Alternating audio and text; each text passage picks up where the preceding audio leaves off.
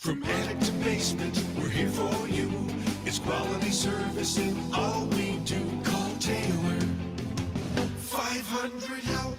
That's right, Taylor 500 help. Taylor Heating and Plumbing. Of course, customized service to fit all of your needs for everyone in the Rochester and Monroe County area. You have a drafty house?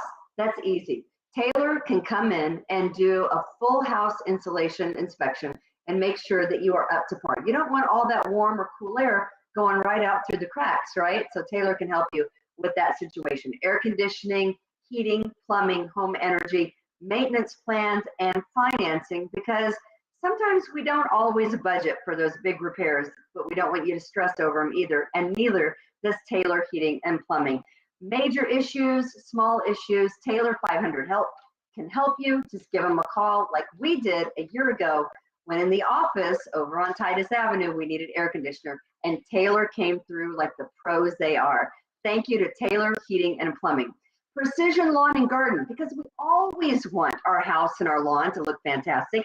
And that's why Precision Lawn and Garden, North Avenue in Webster, has been providing Rochester and the surrounding areas the best sales, service, and professional experience since 1969. They've been in a long time. They know what they're doing. They have everything you want: new models, services, in-stock inventory, all your favorite brands like Toro and Spartan mowers and Cub Cadet and Western. They have mowers, blowers, chainsaws, everything you need. Talk to Kimberly and Justin at Precision Lawn and Garden, and they will find a way to make it happen for you. Please support our advertisers. They support us here at Kimberly's Revolution and the We the People Podcast Network.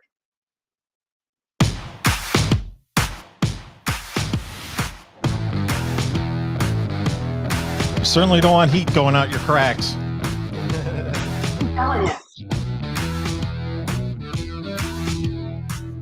Live from the We the People broadcast studio in sunny, beautiful 70-degree Irondequoit, New York. He's running for New York State Assembly, and she's been running from the law since the day she's been born. Here they are. It's Kimberly and Marcus. Hey, Marcus Williams is on the show with us the first time. Yay! Woo! How are you, Marcus? I'm doing great. Thank you so much for having me on. I haven't seen you. Well, we haven't seen each other since our big party that we had at on Titus Avenue a year ago, right? Yes. We have to get back together, but now you're jet setting across the continent. I know, right? I'm in South Carolina. I am in South Carolina. Only Marcus says jet setting across the continent. It makes it seem so bougie, so fancy. I appreciate that. You know, we've tried to get together and make this happen with Marcus, and it never did transpire because he was busy. You know, he couldn't come on the show, whatever. But I'm glad you're here today, and you are running for office. What are you running for? So I'm running for New York State Assembly, 137th Assembly District. That covers, it's fantastic. It's a great area in upstate New York, right here in the city of Rochester, and it covers the town of Gates too. We've got a lot of issues right now. I'm not really a big fan of the policies, so I'm working on doing something different and taking us in a better direction with more common sense. And I think you're passionate about that, and I really think that's what counts. And I want to get into that a little bit, and I want to get into some of what your critics are saying. And you know, thankfully, you don't take it to heart. You just keep, you know, plodding forward. But there are some people, you know, that have some not very nice things to say, and I want to get your take on that, because I think it's a fine line. But we'll talk about that. And of course, so we're glad you're joining us on Kimberly's Revolution. We have Just Tom that's sitting right next to you. Fantasy football night. Is that why we're getting such a late start? Were you guys talking about football when I wasn't there? I don't know. We're men. Men talk about manly things, Kimberlina. So I'm glad that we're here right now. We thank all of our sponsors, Precision Lawn and Garden and Taylor Heating and Plumbing. And we hope that, you know, if you are in need of either services, that you call them and you let them know that you listen to Kimberly's Revolution and that you appreciate them supporting us. So we'll do that. I don't know where Chad is. We were supposed to be on yesterday, but I had a major issue of gigantic proportions. How's your pipe with a tree in it? Can I just say, it's really good to have a plumber like Taylor Heating and Plumbing at your, beck and call in Rochester. You don't know how good you had it, Kimberly. Yeah, I had to fire people yesterday. Oh no. And I hate to do that. And I didn't even get, how I sometimes get a little pissy. I didn't even get pissy. I was just like, you have to get out of my house right now. I'm sorry. Get the F out. You're whatever you're doing, you're not doing it right. So you gotta. And then they had their damages. But anyway, nonetheless, that was yesterday. Today is today. Happy September to everyone. Stryker says another get together for September. Maybe Stryker was there. I don't know, Marcus, if you met Stryker the last time that he got together with us, but he is a veteran. I'm really glad that all these messages are appearing right in front of me. Deborah, hi from St. Pete, Florida. Kathy says hello. We got a lot of stuff we're going to cover. Today's show name is Jailhouse Gourmet. Because I don't know about you, Marcus, but when I go to jail or prison, I expect top-notch cuisine. I'm talking steak and shrimp and lobster. And if I don't go to jail and get those things, when I'm a cop killer, I think I'm going to have my mama call and complain. Well, will that work though? Marcus, do we give a rat's ass about what a cop killer is eating? Oh my goodness. That is like the lowest on all of our priorities right now. I couldn't even. Can I just tell you, I saw Kelvin Vickers in court. Boy could go without a couple of meals, and I think he'd be all right. Boy could maybe use some crunches. I don't know. You're gonna go around killing cops. Let me just say this: he's lucky to eat at all. And if they send him to Attica, he's probably going to be wishing that he were back in the Monroe County Jail. But we'll get to that. The name of today's show is Jailhouse Gourmet. It's all about Elvis. It's all about, Right. so, Always about Elvis. So we're going to break down that story and also a couple of other stories that kind of hit a little bit close to home, and even a couple that do not. There's a Missouri school district that is bringing back corporal punishment in the schools, and they're doing so at the parents' request. So in the room, including Austin, I forgot to introduce Austin, our producer, who's been working hard through a couple of little snafus. He's here. Hi, Austin. Hello. There he is. Always looking fantastic. Always. So I want to hear from everyone in the room. Did anyone ever get in trouble in school to the point where they were sent to the principal's office? Once. Well, you're a no doubter. Marcus, come on, Marcus. You're as squeaky as they come. Listen, and when it was elementary school, though, like they didn't challenge me enough. So I was bored and did what small children do when they're bored, What'd you do? Everything. You were busy. You had a busy brain. I got in trouble because somebody bet me that I couldn't throw my paper bag lunch all the way across the cafeteria and get it into the garbage can. This was a big deal in 1981. You were able to do it though. No, I missed, and I had to go to the dean, and I was that's the only time I ever did detention in my entire life. I was perfect attendance kid. So, me too. Yeah, of course. Well, Marcus, that's not a surprise that you were perfect attendance. You guys. Okay, so let me ask you. Kimberly missed every Monday. Have you ever been paddled in school? No. You have? Well, Yeah. That's because it's from Missouri. There it is. Wow. So I was paddled when I was in fifth grade. And so there's this Missouri school district, it's the Cassville School District, that's bringing back spanking with a paddle.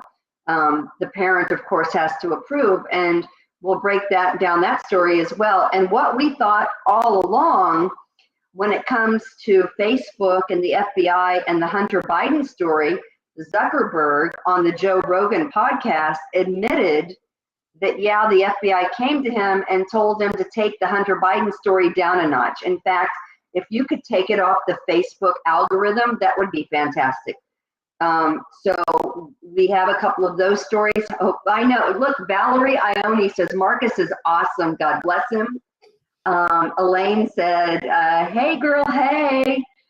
Good to see all you guys. Of course, if you leave a message here on the stream, we'll be able to see it. We're also going to talk about the Nicosias, because that story, no matter how many people are shot and killed over the weekend, Marcus, we're still hearing about a private party on East Avenue. Which priorities, right? I mean, hey. Priorities. Were you invited to that party? I was not. Have you revelry?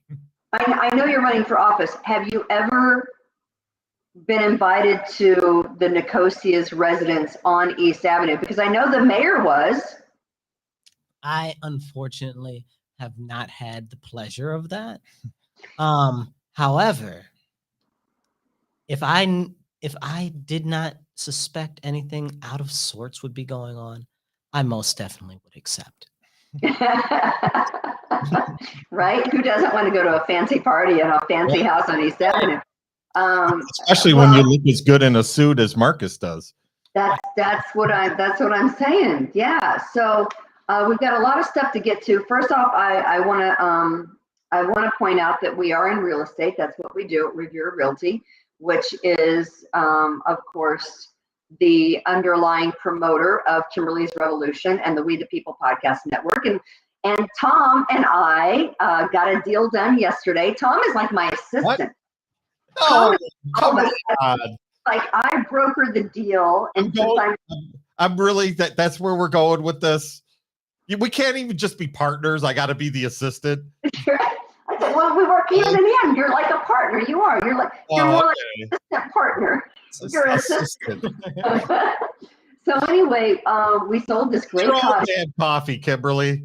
We sold this great cottage on Lake Ontario. Right. Yesterday was the close. That makes 2 in Holland's Cove that we've sold. So congratulations to Norma and John. They are snowbirds, so they go down to Florida. They just bought a house in Florida. They were EMTs, Marcus, forever. Good for them. Very nice people.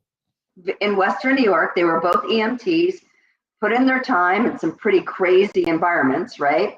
As you all know. And really put their lives on the line for people whose lives were on the line. And they've both retired. They bought a house in Florida. They bought a cottage on Lake Ontario. And we helped kind of move them into their new home yesterday, which we're pretty excited about. So if you need any help buying or selling your home, you can always contact us here at Revere Realty. Either I or Tom will take care of you. Someone will help you out, or Patty or Lynn. And we have a new employee, right? A new agent. His name is Austin the second. Austin the second, right? Of course, Austin the first, who's sitting over there next to me, but it's See, Austin. I think Marcus could sell real estate. He's like a natural. I definitely could. I think Marcus could sell bark to a tree. Right? That's what I'm saying. Hey, Steve from Brockport, good to see you. Love that you guys are checking in. Kimberly, we actually have 4 other listings right now. We have one in Greece on Maiden Lane. It's on a corner of Subdivision Street. It's kind of a fixer-upper. Oh, nice. We've got one in Brighton over there off of Westfall, and that's a very beautiful house. And then we've got 2 in the city. So we've got 4 listings right now that we're working on. So that's fantastic. Yeah, let's go. And that's fantastic. Patty just had a buy-sell deal, so I think things are good at Revere Land. So let me just show you a picture. Hopefully Austin has this. It's the Yankee Candle Mansion. Have you guys seen this? The guy who invented and was the president and founder of Yankee Candle.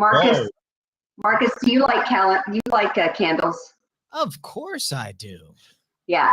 Are you familiar as a man with Yankee candles? And don't be afraid to admit that you love yourself some Yankee candles. Marcus does have a sensitive side. I am more of a Bed Bath and Body Works person. Oh. Yeah. Nice. That dragon fruit, that midnight pomegranate. Who are you even right now? I don't even know who you are. So the guy in this house is in Massachusetts, and the Yankee Candle founder passed away in 2019, and they're selling the compound now. It's Is it on the ocean or no? I don't know that it is, but I'm going to give a guess. it's it's not on the ocean. I'm going to say 22 million. It's in Everett, Massachusetts. It's 120,000 square feet. Wow. Woo! Holy smokes. Which includes a 25,000 square foot main residence and a 55,000 square foot spa and a 4,000 square foot fitness center. Who knew candles were so lucrative? Well, do you think his whole place smells like pumpkin spice or maybe apple, Macintosh apple, or cinnamon stick?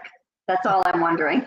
Probably. What is if the mansion smells like Macintosh apple Yankee Candle, I'm all in. There you go. I'm sure there's quite a few of them there. Yeah, right. It's $23 million. So. I hit it on the nose. There you go. Look at that. Boom. Hit it right on the nose. Look at that, though. Is that not beautiful? Oh, my goodness. I'm going to send you on the prices right. Marcus, I got to tell you, there's people and it all came from a freaking candle idea. That's amazing, isn't it? Candles. American entrepreneur. Yeah. God bless America. That's right. Right? I mean, he deserved every candle. That's what I buy Yankee candles for my girlfriend and friends. See, Steve knows. Kimberly, do you think his wife came in at night when she came into bed? She says, "Again, we got effing candles." Can you mix it up? Right? I would never be able to work in one of those stores because it would give me a headache. There's just so many smells. And are you a baseball guy, Marcus? I do like baseball. Mickey Mantle's baseball card. A 1952 Bowman. Did you see it? No. What happened with it? I think I have a picture of it. I think that Austin probably there. I don't know if it's there. I've held one. I've held this card before. There it is. That one is. Yep. How much was it? Did it sell for? 12.6 million. Whoa. And that last time it only sold for like $500,000 or something, right? Inflation, Marcus. That's a crazy amount of inflation. I don't think with baseball cards that's true. This was probably a perfect grade. Inflation, yeah. Mickey Mantle baseball card, 1952, from his rookie season. Right. Oh, wow. 12.6 million is now the most valuable sports collectible. Beat out the Honus Wagner card in the world. Yes. Yeah. How about that? Yeah. Kind of crazy. All right. Yeah. You got 12.6 million to spend on a baseball card. How much money do you have? It's right. That's a good question because now you're setting. Maybe it's just money laundering. And here's as I get older. Yeah. As I get older. Movies. Probably. As I get older, Marcus, I look at these things and Tom too, and I'm like, they're things. Yeah. I mean, I get it if you're a baseball fanatic, but I guess if it brings you joy, who are we to judge? I mean, I would love to have the ruby slippers. Yes. But whatever. This person must have loved Mickey Mantle. I was in his bar once and met him when I was working in New York City in the early 1990s. Yeah. Yeah, he was still alive. It's a surprise that you met him in a bar. He owned the bar. Because he was a notorious drunk, wasn't he?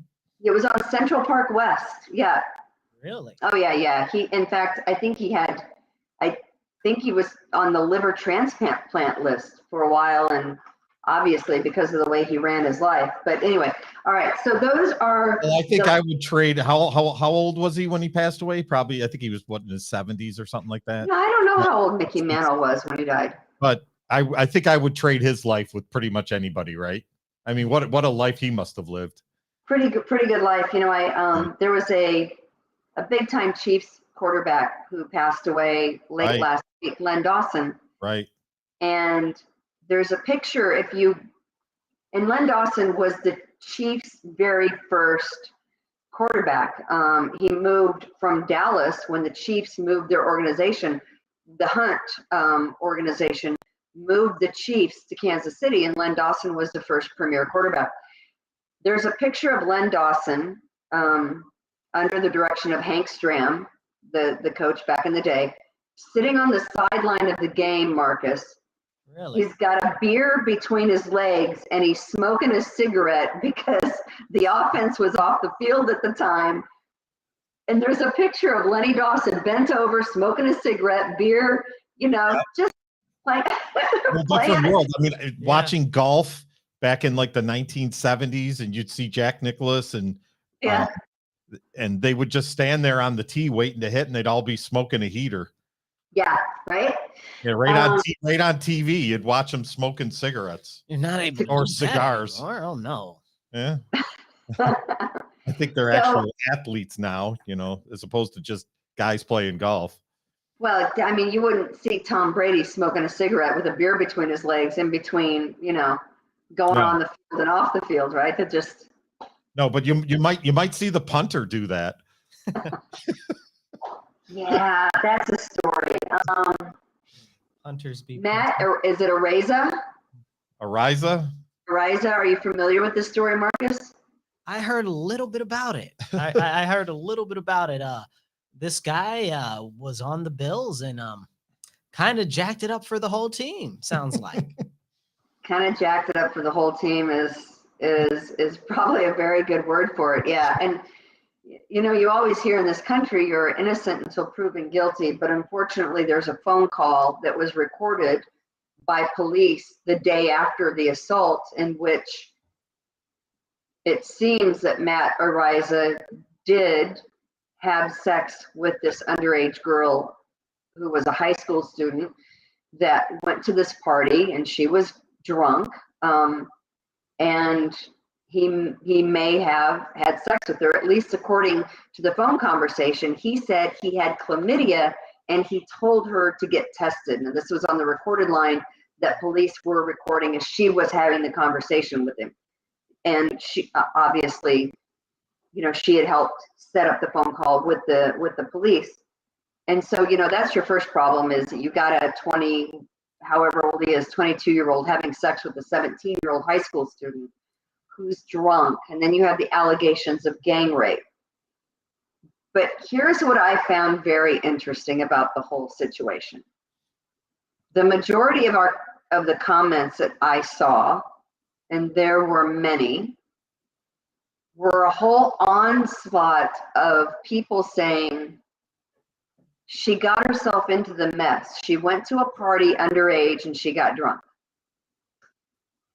And I'm like, haven't we all been there? We've all been at a party we probably shouldn't have been at. And probably I was never invited to any of those parties. Probably a time or two we've been a little more intoxicated than we should have been. I mean, I know I have been in situations where you were a cheerleader, so those things happen, cheerleaders. I didn't know if I was coming or going, but I will tell you that going to a party and getting drunk is not an open invitation to gang rape someone. 100%. All right, I'm just going to say that. Because the girl was drunk and underage and in a place that she shouldn't have been, did not leave her open for gang rape. And the comments that I saw from some individuals were disgusting. Thankfully, there were more of the, hey, if this happened, this guy can't play football for the Buffalo Bills. And right. I'm glad that the Buffalo Bills had to have known. I think the word was out there. This happened a year ago. It was a Halloween party. So I think that, obviously you can't have that kind of situation. But if you're a quarterback, you just kind of get 11 games and everything's good, like Deshaun Watson. Right? I mean, he paid for it, I guess. So yeah, I think the difference is that they couldn't really prove any of those allegations, but when you have this guy on a recorded line by absolutely admitting that, they did have sex and that he had chlamydia and she might want to get tested, I think maybe the Bills didn't know about that phone call. So wait, let me make sure I've got this straight. He called her.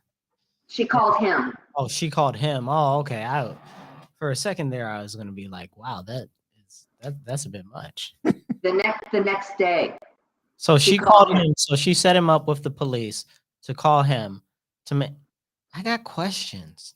All right, I'd love let to it go. see this go out to well, I don't want to say that, Lord forbid, but and everybody who's been through things in relation to this, but I'd be interested to see the evidence and everything that ends up coming out here. Marcus. The court of public opinion doesn't have evidence. There is nothing else but the court of public opinion. Right. It still doesn't mean I don't want the information at the end of the day. At some point that'll all come out, but by that time everything's over and his career's ruined. It's already ruined. And right. And does his career need to be ruined? I don't know. Maybe. Right. That's what I'm saying. Well, we don't know. All we know now is that there was a phone call. All we know now is that there were injuries. We do know that she contacted police the day after. We do know that San Diego State did not do an investigation because he was still a student there last October. So I don't know. But you're right. I mean, the court of public opinion seems to be the ruling hand at this point. Isn't that pretty much the ruling hand in everything nowadays? But should it be? They've got a special on Netflix about it. That's how serious. Do they? They do. The court of public opinion is a show on Netflix. They call it oh my goodness, it's called something else. It's trial by media or something like that. It's called. Yeah, it's crazy. And that's not why we have a justice system. We have a justice system with judges and lawyers and juries to get to the bottom of this thing, but we've already tried him in the media and found him guilty, whether he is or not. I mean, I don't know. But it's just interesting, some of the comments that I did see. I mean, back and forth. But you have to wait till all the facts come out. I mean, in the meantime, he can't play for the Bills. I mean, that's clear. I was wondering why, usually when this happens, they'll put the player on the commissioner's exempt list, and then the Bills will retain the right to him until it plays out. But they didn't even wait for that. They just straight up cut him, which I think goes to the character of the Bills organization. Of the Pagulas, yeah. Exactly. So good for them. I mean, honestly, hopefully, I don't know, if he did it, he did it. But if he didn't, then maybe he'll get another chance. What happens if he comes back acquitted, right? Well, right. Then I guess. Then does he sue them? What happens there? Does he sue the Bills? Does he sue the NFL? Can he? No, because he got cut. Can't they just say that he wasn't? Well, they can't say he wasn't good enough. It would be under other, you know what I'm saying? It'd be under extenuating circumstances. Right? League detriment. What is it? Something detriment to the league actions or something. That's what they call it. But the thing of it is, that's where you are. I mean, what if in 7 months they find out? I mean, it's crazy scary to me. Well, I mean, depending on the proof they have, more than likely it'll be a civil suit and she'll get paid something and it'll probably get swept under the rug. I wonder why at this time, right? Like, so is it because she really feels some type of way at this time? Because a lot of people would have waited till he started to get money and then went after him. Right. Well, again, she did go to the police the day after it happened. And the story didn't hit the press until the day he made the NFL, Right, until he right. didn't get cut. As soon as the other punter got cut, like the next day, that story hit the press. Yeah, so it's genuine going into it. Yeah. You know? Yeah. Well, who knows? We'll have to see. We'll have to follow that story and see where it goes. So the story I want to get to, one, the violence in the city is, I mean, every day. The blood in the streets, is flooding downtown, right? It is. I mean, every night there are several shootings. Over the weekend, how many shootings were there? 9 shootings, 1 homicide. Well, do you know the number we're up to in the city for homicides in the city? Are we at 52? I thought we were at 53. It might be 52. 53. We could be at 50. Honestly, here's a sad point. There are so many we lose count. Yeah. Because it's so every day now, Marcus. It is. Yeah, this is Marcus's wheelhouse right here. This is his whole campaign is on. It's so every day. But we are so filled with doing our newscasts about rich people having stupid ass parties on East Avenue. How many days did that run, on repeat? Still on today. It's still on today because you know what? Let me just, and I don't know the Nicosias at all, but what happened? They, I was trying to find. I made notes. She lost her seat on some bougie Landmark board. Society, The Landmark Society that does nothing and really means nothing in the big scope of life, right? Oh, you're on the Landmark Society. Right. Like somebody was coming to beat down their doors. I got you. Big freaking deal. Oh, we're kicking her off the Landmark Society. I'm like, that's gonna hurt. And I'm like, the Landmark Society means nothing, does nothing. Who gives a rat's ass? Lead story. Not the story that a 14-year-old was arrested for shooting a 15-year-old on what street? Was that Ringo or Ringle Street, Mark? Yep. That's on the north. I guess that's the north west right there. Yeah. 14 years old. Yep. I had a friend used to live over there. It's insane. It's Right? absolutely insane. Well, Marcus, you told me before the show started a little story that because we're going to talk about Berkeley Breen, what's his name? Berkeley Yeah, Breen in a minute. And I think Berkeley is. What was the story that you had about it? Oh, he said he put up a post the other day. He was like, the police and everybody like to look at the macro level of crime. I like to look at the micro level of crime. And he said, from last month to this month, the number of homicides has gone down. And I'm just, oh no. I'm like, oh no. It was so bad that I felt bad for him putting that up. I'm like, yeah, that's an ignorant statement. I thought you were like a reporter, a journalist. Like maybe, I hope I didn't give out too much credit. But for him to say that makes me start to ask questions like, does he really believe that crime is going down and that everything's getting better? No. Like it's who paid him for that? That I've got lots of questions. Like, where did you come? What possessed you to push a puff piece that makes it look like crime in Rochester is getting better, ignoring the rape that we had over the weekend, ignoring the armed robberies, ignoring the people that are being carjacked with weapons, ignoring we had multiple home invasions and they had to chase somebody with a machete. I mean, Marcus, where are they getting better. all these machetes? I am starting to wonder myself. I feel like there's a truck just rolling around, You know what it is? It's probably the machete truck. That's nicer. I was going to say it's coming from the southern border, Right.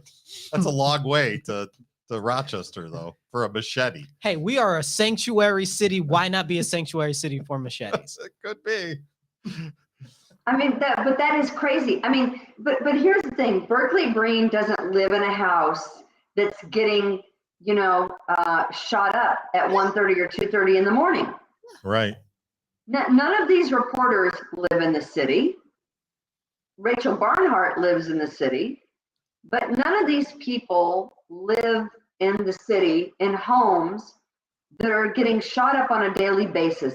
Some of these good people that live in the city are probably scared out of their minds that one of the houses some night is going to be theirs and one of the bullets is going to hit one of their loved ones randomly. I can't. And I think there were 7 shootings of just random houses over the weekend. Yeah, and this is one weekend. I know every night in the city. Every night. I know 2 people that actually were injured and stuff like that, like within 2 degrees of separation. Like that's too close for me. And people that live up the street from me, So it's like this is stuff that's witnessed every day. I saw the article yesterday. They said over by where Rachel lives, there's more crime now, more robberies are happening over there yesterday. And she didn't tweet or respond to anything. And she's always got something to say about everything. So I'm like, so the crime goes up because of the policies that you've pushed that have been affecting everyone in the city. Defund the police. If you don't want the police, I'll take your police patrols. You don't have to have them. But the thing of it is, I mean, I've got another story here, but I want to get to the prison food first. I mean, we can play this video. It's kids saying they're scared to go outside. Did you see this story? I mean, so violence and gun violence, as they call it, as Berkeley said, isn't getting better, right? Mm-hmm. But my question is, why is it getting worse? Well, I think we know the answer to that, right? Mm-hmm. I think we know. Do you have the video where it's the Channel 13 video where the kids are talking about being scared, Austin? Yep. 1 second. Here we go. Okay. Oh, hold on. Sorry, there was an ad. Mm-hmm. Damn ads. I tell you. All right. Ads, thanks to Taylor Heating and Plumbing and Precision Lawn and Garden. That's right. Shameless plug. All right. Got it? Yes, in 5 seconds. Here we go. 2. 3, 2, 1. Go. 1. There we go. Here we go.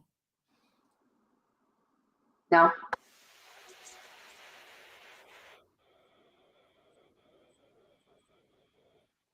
I can't hear it. We can't hear it over here. Oh, that's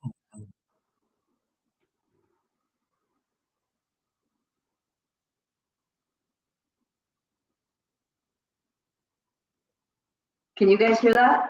mm-hmm. Yes. Yeah. Okay.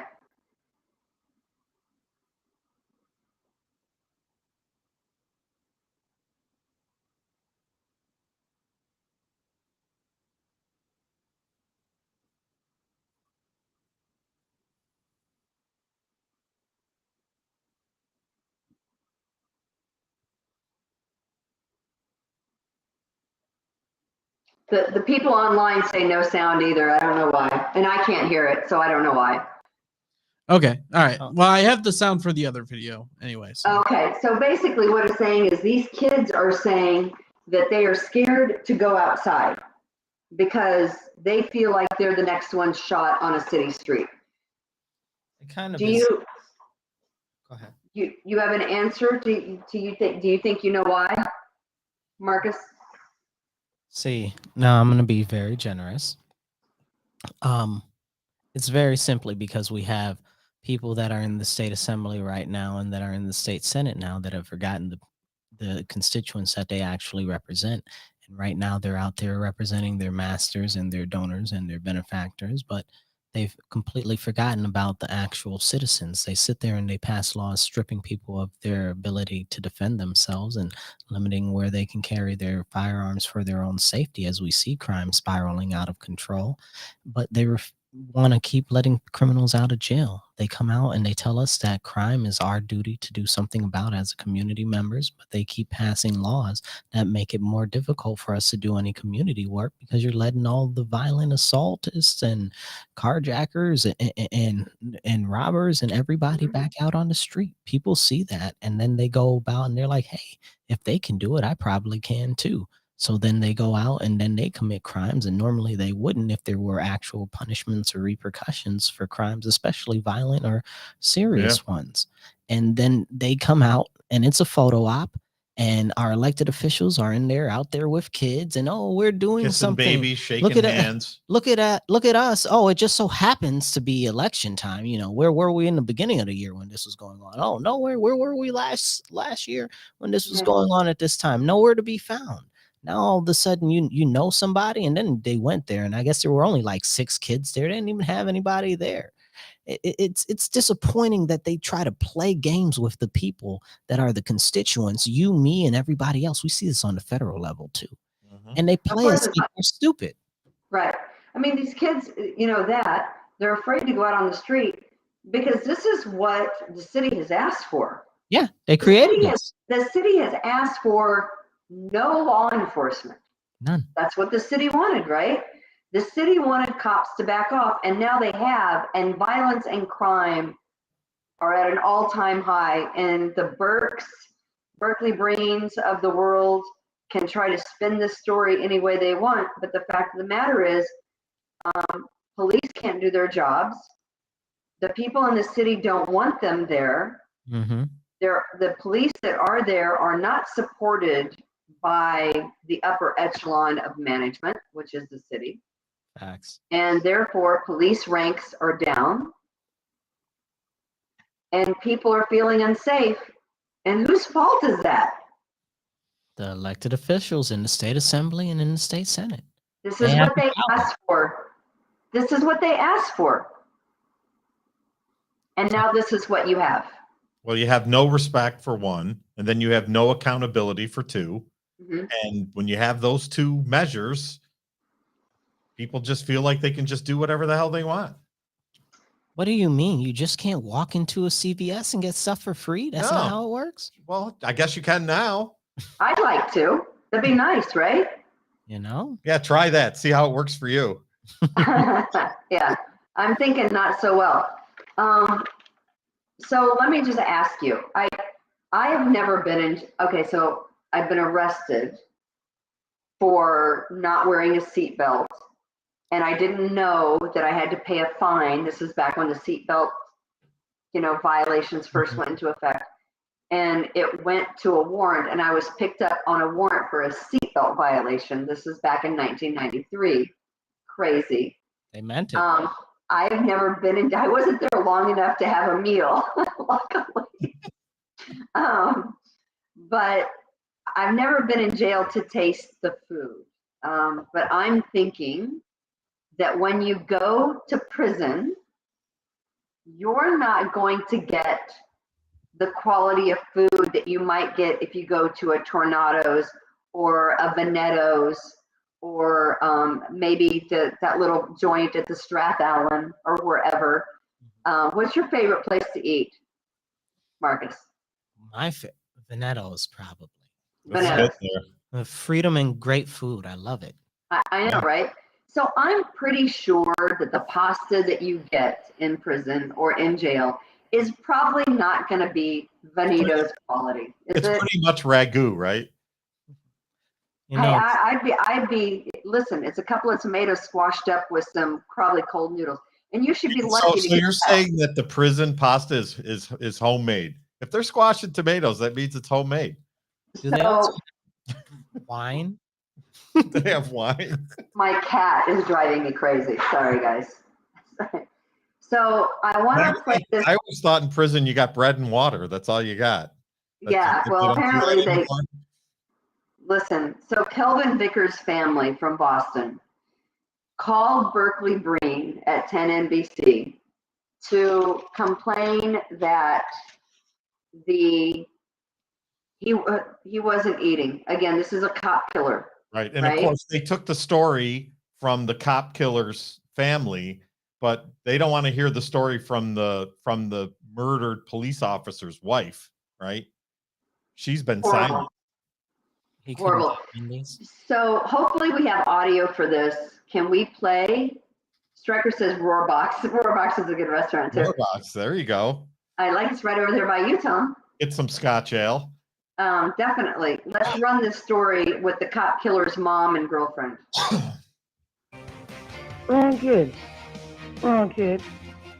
That is the mother of Kelvin Vickers, the man accused of murdering Rochester police officer Tony Mazurkowitz. This is the first time the family has talked publicly since Vickers was arrested in July. We wanted to talk to them to find out why Vickers was in Rochester in the first place. News 10 NBC chief investigative reporter Berkeley Breen reached Vickers' mother and girlfriend at their homes near Boston. Burke?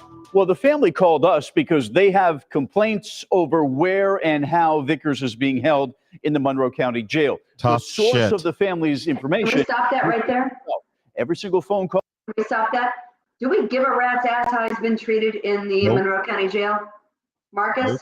Absolutely not. I mean, we're importing criminals now, importing murderers from other places because crime's so unpunished here.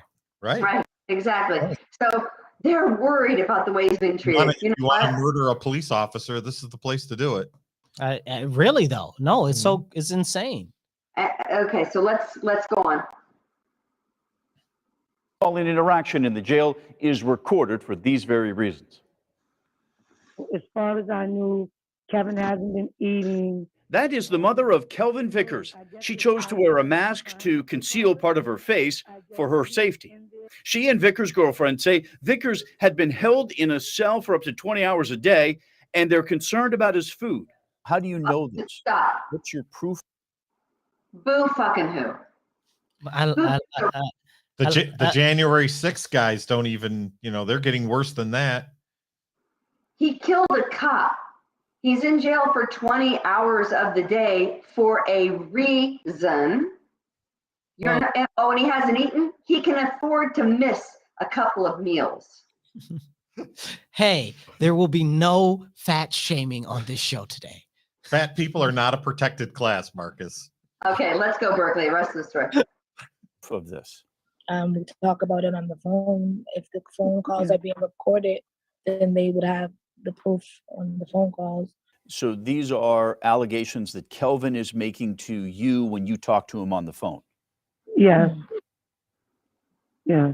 So you are Kelvin Vickers? Yes, ma'am.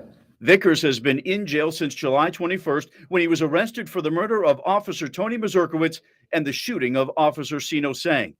Vickers was released from a maximum security prison in Massachusetts on May 24th, and he has no known family or friends in Rochester. Why do you think Kelvin was in Rochester in the first place? I can't comment on that. I don't know. I just thought he was going for a visit, because people in Boston, we all go out there for Times Square and stuff like that. And What? to see Do we New have York Times lights, Square and here? that's Wait, What? where is that? Wait, what? What was Kimberly? What was that? What? Like, She's talking about we all like to go to Times Square. she doesn't know who he is. We're 6 hours from New York City. Well, the GPS was off. It's insane. They're all full of shit. But they don't even know where he is, which I think that kind of makes it even worse. Yeah, it does make it even worse. He was just trying to avoid toll roads. You ever set your GPS to that? It takes you way out of the way. Yes, Right. yes. He drove 5 and 20 all the way here. Yeah. Oh my goodness. Yeah, name of the show is Jailhouse Gourmet because Kelvin Vickers' family, Kelvin Vickers, the cop killer, I'm just kind of calling him Kelvin the cop killer. His family's worried that he's missing a meal, and they had no idea. And when asked, the mom says, he was asked, do you know why he was in New York? And she said, I can't comment on that. Marcus, do you think Mama knows why he was in Rochester? That definitely sounds sus. It definitely does sound. What's very this millennial suspect. with this sus here? It sounds very suspect. Like it sounds like she knows something. She's not trying to be forthcoming with it because it might make him look bad. Because clearly he got released from a maximum security prison on the 24th of May. They don't generally keep nice people in Massachusetts maximum security prisons. Did his parole officer know he was in Rochester? Probably not. I wonder why he was in jail in a maximum security prison to begin with. Yeah. For assault on an officer Shocker. Yeah. and robbery with a weapon. This isn't the first time Kelvin Vickers has a long history of run-ins with the law. It's not the first time. He was a hired gun. I don't know. Maybe Stryker says he's a hired gun. Let's go on with the rest of the story. I assumed he was out there for it. Yeah, but Times Square is New York City. We're in Rochester and Western No, New York. I know. I didn't. I'm just talking about New York itself. His girlfriend, Shay, says Vickers got a job and was with her for a month and a half after his prison release. He wasn't out there for long because he was with me for like the first 2 months he was out. One of the questions we're trying to figure out up here is why would Kelvin, who doesn't appear to have any relatives or friends in Rochester, be in this city 2.5 months after he got out of prison? And we're just trying to figure that out. Your guess is No, good we as don't mine. know him as having friends. Don't mean that he don't know people up there. Right, right, We don't know the people that's up there. absolutely. When I asked that question to police and prosecutors, they say they can't answer because it's part of the murder case. New at 6, Vickers' mother shares her first thought when she heard her son got charged with killing a police officer. Yeah. Berkeley, I'm Right. assuming. How would There you how go. would they feel if he got the needle? They're worried Well, about he's eating peanut butter and jelly. He should They get the don't- needle. They don't do that anymore. Well, they should. Not in the state of New York. He unfortunately killed a cop in the wrong state. And you know, in New York, the only Kimberly, he's not even going to get paddled for that. Right. No, serious. Right. I got paddled. Right. You know, in the 4th grade. But you know, I mean, they have the audacity to call a local news station and say that their cop killing relative isn't getting fed well. Really? You know, my whole issue that really makes me upset about this is, do you guys remember the school lunches in the city that were all moldy and stuff like that? Mm-hmm. Like, this is what they're feeding the children, the youth, our future of tomorrow. And here we are with school starting back up with not enough teachers, not enough janitors, not enough anybody. And we're concerned about somebody that is in maximums, that got released from maximum security prison, that is accused of killing a cop. Okay. And we're concerned about their food instead of the children. I mean, I'm just saying, and not to mention all the hungry families out there because inflation is out of control. Yeah, the hungry families that are not committing crimes on a regular basis. Yeah. You know, the families that are just trying to get by and have never committed a crime. We care. Here's the problem, Marcus. This is what makes me so mad. We care more about criminals in this city than we do children and hardworking individuals. So true. Yeah, that's because that's not the homeless and the children. That's not clickbait. It's horribly back-asswards. Do you know what I'm saying? It is 100% wrong. I don't give a shit if the guy ever eats another meal. He can starve in prison. It'll take him a while. He's got a lot of fat on him. I don't worry about it. I don't lose any sleep if this man dies in prison tomorrow. One less person to pay for. You know, I don't worry about it. But what I do worry about are the little ones that have no food when they go home, or you know, people trying to work 3 jobs and they can't afford daycare for their kiddos, so their kiddos are at home. But we don't care about that. We just care about rights for felons and cop killers. That's all. That's why we need you in office. Amen. I'm working very hard to make it happen because I'm not able to sit idly by, and we have all of these priorities that we should be taking care of, but we want to go with something off the wall. And that's really basically, like you said, clickbait. That's what it is. That's what it is. Something sensational that takes away from the horribleness that we're experiencing because of the laws that have been crafted that are against the working person and against those that are in poverty to just keep us down. Yeah.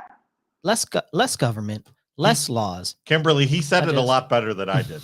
He's good at it. We don't need new laws. We need the ones that we have enforced. I'm just saying.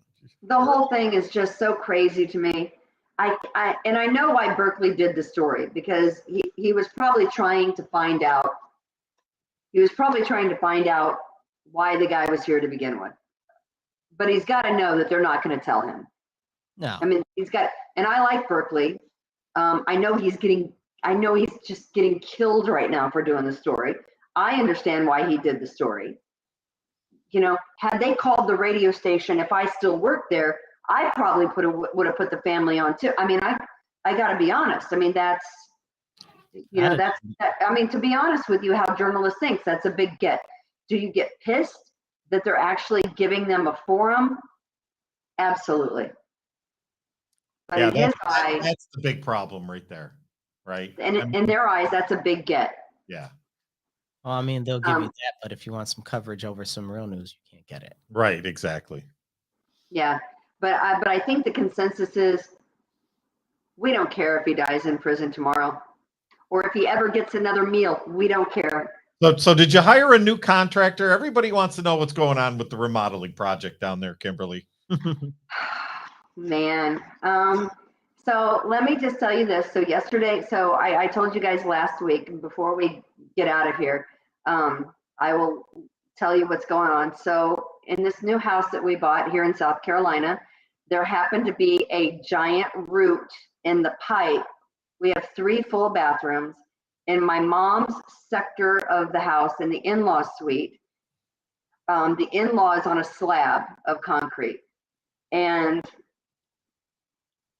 we bought all brand new toilets because no one wants to go poo on a toilet that someone's used for years. Right? Right. That's a fact. You just can't change the seat either. You got to get a whole new toilet. No, you got to get a whole new toilet. I mean, this butt needs a new toilet. So anyway, so we went and immediately my mom's stopped flushing right. And we thought, well, and I'm like, Rich, did you put the toilet together right? I mean, all the other toilets are working fine. I don't know why it's Rich's fault first. I'm not, of course it is. Right. So, and why isn't the toilet's not flushing? We're plunging it. So we call over a plumber. They take the whole thing apart. You can see the root has come up through the pipe. Oh, wow. And yeah, and they get out their cameras. And by the way, just to use one of those plumbing cameras, it's like immediately $200, right? Yep. So it's a huge root. And he's like, we're gonna have to call in concrete cutters to cut the concrete because we can't get to the root. It's so far down. So we have to cut the concrete in order to get all the root and pull it out of there. And so they had these concrete cutters come in. They didn't know what they were doing. They had this big ass machine in the house. Their fumes were everywhere. They left tracks of oil all over the floor. It was awful. They made like one cut. They didn't cover anything. There's cement dust everywhere. It was a knife. So I said, "What? You're stop right now. What you're doing? Get your material. Get out. You're not finishing." And I told the plumbers, "You're gonna have to, get some kind of a jack and get this cut up," which is what they should have done to begin with. So they jackhammered it. They were here till 9:30, almost 10 o'clock last night. And that's the reason why we didn't do the show yesterday, was because there was all that commotion at all the commotion, right? Exactly. And so I got to tell you, it was a nightmare from start to finish. And so these guys ended up jackhammering it, opening up the concrete in an hour, less time than the guys. It took the guys 2 hours to set up. It was nuts. And so anyway, then the guys pull out this giant root. It had to be almost 3-4 feet long. Had to have been in there for years. This isn't something that happened within the last month. We're talking probably the last 12 years they've had problems with this toilet, and the owners did nothing. Mm. So we had to call in concrete guys to pour the concrete.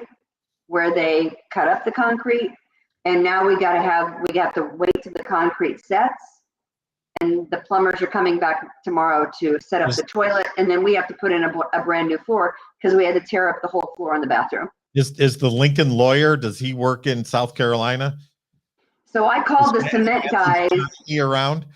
I called the cement guy, the co-owner of the cement cutters company, and I said, there's going to be compensation. So you figure out what you're going to do. And he actually came out today and talked to us, viewed the damage, because they literally tore up the floors. It was horrible. There's oil and everything all over the floors. And I said, you tell me what seems fair, and I'll tell you what seems fair without getting an attorney involved, because I said, I know an attorney and he's right here on my line. I said, I'm not making threats. I just want to know what you think is fair. So he's bringing out a check to me tomorrow. Nice. All right. All right. So why don't we give Marcus here a couple minutes to see what he's thinking right now, and we'll call this Thursday episode of The Revolution. We'll call it a wrap. But so what's going on with you, Marcus? I mean, what's on your mind? You got the floor. Well, we've got a lot of stuff going on. Right now, this year, I'm running for state assembly because things have gone too far in our state, our city, and our nation. I'm about fed up with it, and I know many of you guys are too. So I'm going to encourage you guys all, everybody that's listening, to tell 10 or 15, 25 of your friends to get out and vote this year in this election, November 8th. And if you're up here in New York State, vote row B. I'll be on row B if you're in my area, but I'm sure there'll be lots of other good candidates on row B wherever you are across the state. I usually sit in row C, Marcus, but that's okay. Well, I'm on row C too, so you can vote for me on row C. You know, you gotta represent values, right? And that's what we need more of. We need values and common sense, morals that actually get us somewhere. I'm a conservative futurist, but I'm a registered Republican because I see that the things that we have done more traditionally, because I'm a traditionalist, some of them need to be updated for the future. Because we can't keep doing the same thing. Look, we in Rochester have had 50 years of Democratic rule. 50 years. That's all? Seems like seems like it's old. Can I ask you, Marcus, how it makes you feel when other Black people call you out for your thoughts? Does it hurt your feelings? Does it make you angry? It makes me disappointed. Because I see the comments. I see the comments on Facebook. Yeah. To your opinions. Yeah. Yeah. It's just so frustrating, you know, because it's like nobody could name one policy, and this even goes for the extreme leftists. Yeah. Nobody could name one policy that I've ever put out there that is something that I would push for or advocate for that will either hurt them or won't benefit them. Okay. And if it's none of them, why are you so upset at what I have to say? Why are you so upset at what I want to do? Why are you so upset for me wanting to improve my community, improve where I live? You know, because I live here too. Mm-hmm. You know, I've lived here my whole life in the district that I'm running for, the 137th Assembly District. Is that because the first 136 of them were taken, Marcus? That is very, you know, might have something to do with this very interesting gerrymandering too. Oh, okay. So I just wonder, because no matter what your color is, you want to live in a nice place, right? You want to live in a nice community. Yeah, you want to be safe. No matter what your color is, you want to have your children grow up to be better than you had. You want your surroundings to be nice. Yeah, that's no matter what your color. It shouldn't matter. On one of your posts on Facebook, someone said to you, "Bro, you've turned white." And so, I was incensed over that. There's no way I would comment on it because, well, you know. But I'm like, how does Marcus wanting to make a better community? I don't understand the thought process. Yeah, it's because unfortunately the stuff that's been perpetuated for years and decades has given people a sense of ownership of low self-worth. and low value because they can't see anything better than what they have and what they see. So that must be the way that it is, and that must be right. And it's not. We need to raise the standards. You see that they're lowering the standards in our schools right now so that the kids are not prepared for everyday life. Like that's the same way they've lowered standards in our society. We see it right now going back to the crime. Crime, you can just do whatever. Nobody's going to do anything about it. And people think that this stuff is okay because they've been conditioned by the media, the government, the music industry, and all of these other cultural and societal pressures to believe that this stuff is right and it's wrong. And somebody needs to stand up and tell them that it's wrong. And somebody needs to stand strong, and they need to speak up and not shut up about these issues so that more people that do have this like-minded thought process, that know that there's something wrong going on and they want to see something done, are actually encouraged to stand up themselves. And even if it's just as little, as small a step as coming out November 8th and pulling the lever and voting for Marcus C. Williams for the assembly, that is a gigantic step. And you need to encourage more people to come out with you and vote, because that's the only real way we're going to be able to change this nonsense that's impacting us every day. Race be damned. I champion values and morals that will help all of the people that live in my neighborhood, my community, my assembly district, and that just want to live their lives and be left alone to be able to provide for themselves. Yeah, it's an alignment of ideas. It's not a race issue. It's an alignment of how you feel as a person about the world and how you see it. And 100%. It's just good that, for you, Marcus. I mean, it's tough when I see some of these comments because, you know, I want to beat up on these people, but there's no use in doing it because you're not going to change their mindset. Right. But I think all of us, no matter what our race is or, you know, what religion we are, we all deserve to live in a quiet, safe environment for us and our families. And we should all have the right to be able to go out and make a better life for us and our children, no matter who we are. exactly. And that's why you are the candidate. Thank you. And I encourage any of you guys out there listening, please check out my website, Marcus4Rochester.com. That's Marcus 4 Rochester.com. It's got ways to volunteer or ways to donate. Even if you don't live in the district or vote. I mean, Marcus needs people to help volunteer, you know, so sign up. Yeah. We put the petition on our website at the We the People Podcast Network. So print that out and send it in and sign up to volunteer and help Marcus. Yeah. And there's a link, you can do it right online. On my website, and also on my website, it's got all of my social media. We're off Facebook for another 8 days, you guys. Oh boy. Yeah, Really? yeah. Too much. Well, we didn't get to the Hunter Biden story, but we're glad that Marcus, of course, that you could come in on the show. Thank you very much, Marcus Williams, obviously for the assembly position. We appreciate you for taking the time. We know you're super busy. Austin, thank you for getting the show together. We know there were a few snafus, not on my end. I was ready to go. Ready to go. Except for the fact that you're not here, you're 1,000 miles away. It's fine. And of course, just Tom for being. Is it okay to say that I miss you? What's that? Is it okay to say that I miss you? Yes. All right. All right, that's going to do it for us. Kimberly's Revolution. Thank you to Marcus C. Williams for being on the show today. Make sure you vote for him. We'll probably see him, hopefully, before November elections. So make sure you give it. I don't know where Chad's been, but whatever, if he's alive, we'll hopefully have him on next week. At some point, Chad will just be gone and out on the Appalachian Trail, and we won't see him for 6 months. I hope everyone has a great Labor Day weekend. Again, it's Kimberly's Revolution. Thanks for everyone to tune in. We're free on YouTube. Subscribe and like us. We appreciate you. Tell a friend. It's the We the People Podcast Network. Thanks to Austin for putting everything together. And as always, just Tom. God bless. Be kind to others. From attic to basement, we're here for you. It's quality service in all we do. Call Taylor.